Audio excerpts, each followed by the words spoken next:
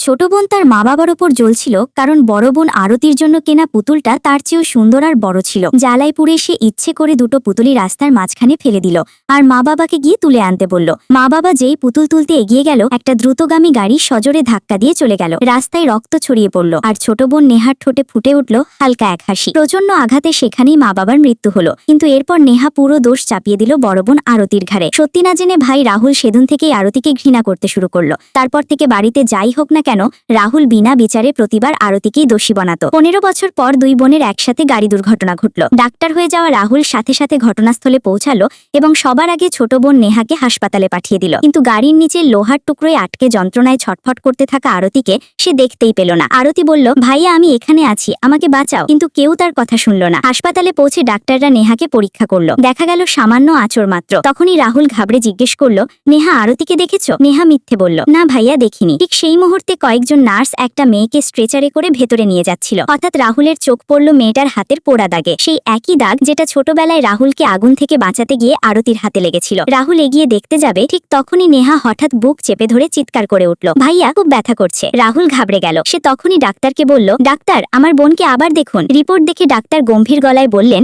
Mister Rahul, এই মেয়ের heart নষ্ট হয়ে গেছে, এখনই হার্ট ট্রান্সপ্লান্ট না হলে প্রাণ বাঁচবে না। রাহুল এক মুহূর্ত না ভেবে বলল, আগে আমার বোনকে বাঁচান, বাকি কারো কথা ভাবছি না। পাশের স্ট্রেচারে শুয়ে থাকা আরতি দুর্বল গলায় বলল, ভাইয়া আমিও তোমার বোন। নেহা সঙ্গে সঙ্গে রাগে বলল, আমার হার্ট অন্য কাউকে দেওয়ার চেষ্টা করলে মামলা করব।